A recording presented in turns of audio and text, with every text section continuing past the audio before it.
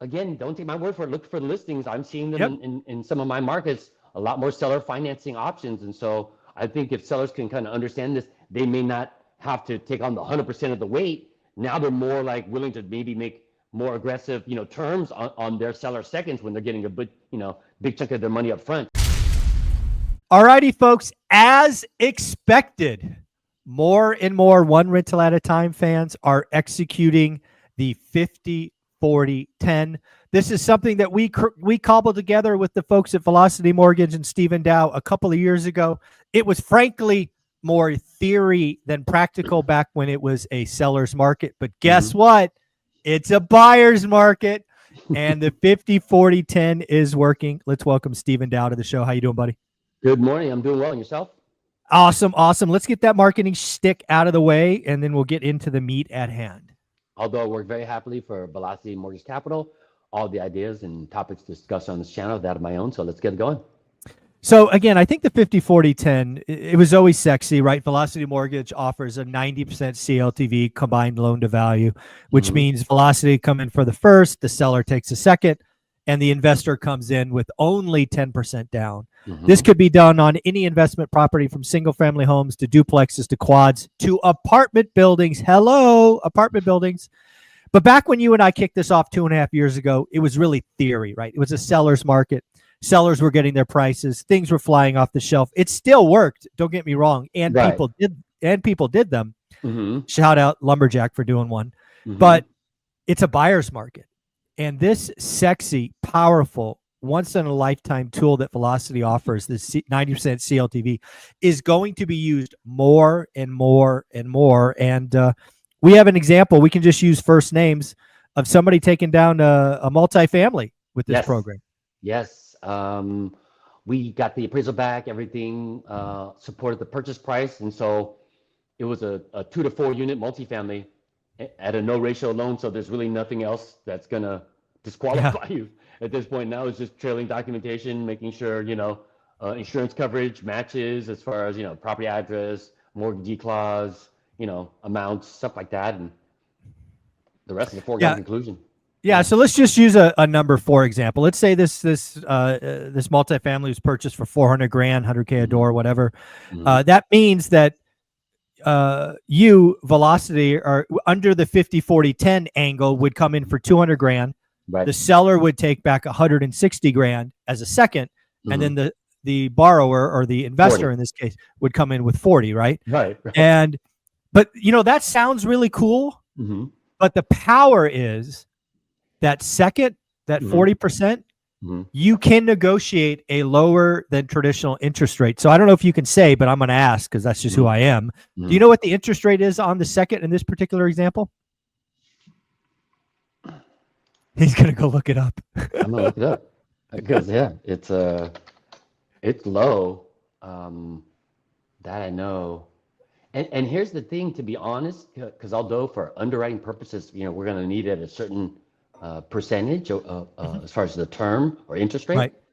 But if, buyer and seller work something out after the fact, as far as whatever, that second is paid off, if the seller just forgave that altogether after the loan closed or never collect a payment on that second, we wouldn't really even care at that point, because you don't care about it. Yeah, you're in first. It doesn't matter to you, right? Yeah. So, I mean, I've seen it to where they've worked out something, I don't know, and either didn't pay any interest or paid off faster, however it was. But yeah, there was a lot of ability to kind of have a little bit more negotiating powers later on after the fact.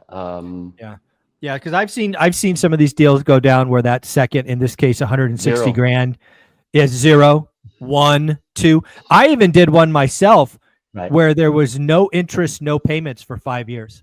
Right. Well, yeah, there's some of that where you get a balloon, in 5 years. So all these are possible. It's part of the negotiation. Again, this is not right for every seller. However, folks, it's a buyer's market, and days on market are exploding. Buyers are getting more desperate, or sellers are getting more desperate. Some people have to sell, and sometimes they're anchored on a price. I've told the story many times about a guy who took me for $20,000. He wanted 120 for 100 house. I beat him up for months and months and months, and he wasn't budging. And I finally said, all right, I'll give you 120, but you've got to carry the note, 0% interest for 30 years, fully amortized. And he said yes, because he was anchored on his price. And I Right. didn't care. I was going to hold it forever. So I don't mind a 30-year interest-free loan and 10% down. I'll do that almost every time. Right. Because again, I think people are starting to understand, mainly the buyers right now who are showing a lot more interest.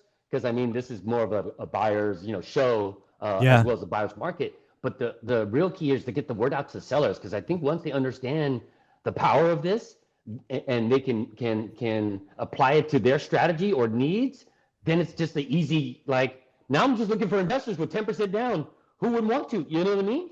Yeah. So it's just yeah, I'm still racking my brain to try to find the right vehicle to try to get this information out to sellers, because I truly believe that. Like you said, there's a lot of sellers who don't know that this is an option, so they're just dropping price when if they could stay at their price, but give the buyer their terms, and if they don't need all the proceeds, it's like it's a win-win. It's like, no, don't settle on the price. I love this example. More and more, again, we're in a buyer's market, so sellers got to get creative. If you're a selling agent, aka a listing agent, you need to have these conversations with sellers, especially if they have a lot of equity. Yes. Right? What's more important to you? Price, terms, cash flow, tax write-offs? I mean, there's all kinds of ways you can skin this thing and be in a secured position. Agreed. Because again, otherwise you're rolling the dice to see, see if somebody wants to catch a falling knife almost. You know what I mean? How deep a discount do you want to take? Right. And the longer you're in the market, the more obscenely, I mean, everybody wants to say, big investors are always obscenely lowball offers right now. Well, I'll give you a full example. I mean, there's a house I'm tracking in Vegas. I've identified my first offer. Right. I'll write it on day 75, because right now I think it's day. Yeah, it'll be. I'll give you the numbers. I'll just tell you.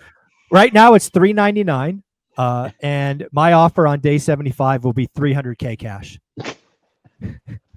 That's where I'm going to start. And again, I don't expect them to say yes, but I expect the conversation to start. And maybe the answer is, okay, I'll give you 375, but you got to carry this, that, the other, and do the 50, 40, 10, right? It's all about starting the conversation. 100%. And again, I don't think people realize it, and more people will, but you could do this with a freaking apartment buildings, mixed use, and get in for 10% down. And oh, by the way, one of the things that's really interesting about multifamily sellers versus single family, multifamily sellers are a lot more understanding of creative financing and leverage. Mom and pop selling a home, they're going to think this second's risky and maybe illegal. Not apartment owners. Apartment owners know the game. They've been in it for a while. And many of them are frustrated landlords, tired landlords that want to retire. And frankly, they want income. Right. So that second is a good thing. And oh, by the way, I've never met a landlord in the game for 20 years who doesn't hate the IRS.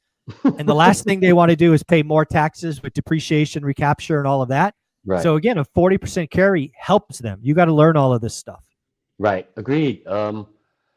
At this stage, with this being a buyer's market, just level up in your knowledge, because there's so many tools out there that are available for you to be able to take advantage of what's going on right now. So, even if you don't got, that money as far as down payment, if you can find the right motivated seller, I mean, if you don't have at least 10% down, you shouldn't be investing, at least, to some degree. Otherwise, your margins are super, super skinny. So that's just a little too much risk for me. But yeah, I think just getting the word out to sellers, the ones with enough equity to kind of participate in something like this and don't need all the proceeds from the sale of their property, this is where I think this is going to help to move a lot of units. So I'm looking forward to more of these.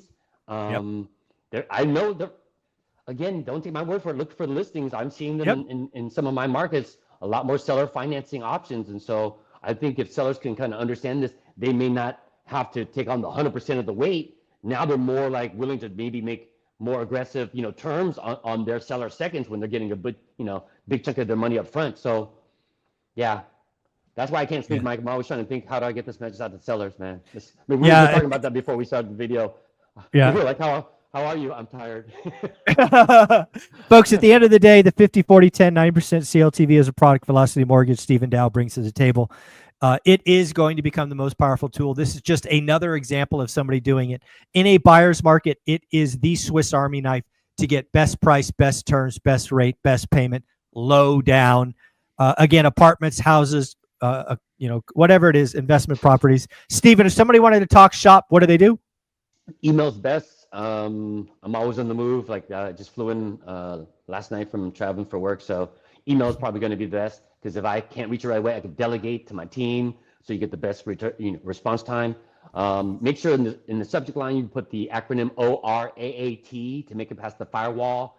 The body, the email, maybe a brief description what you're looking for. Address is going to be super helpful, at least city and state to make sure I lend there. Your mid FICO score, best phone number to reach you at, and typically 24, 48 hours I'll be in touch. I'm actually working today. If anybody You're knows, working all the time. Yeah, I know. We're recording on a Saturday, by the way. Yeah, So, it's only Saturday. But again, I keep telling people every day is Saturday. So this is, I guess, it's Saturday. for somebody Works for like me. you, yeah, us road All right. warriors, still. I remember those days. 100,000 miles a year. That was not fun. Not fun. Take care, brother. Take care. You too, man.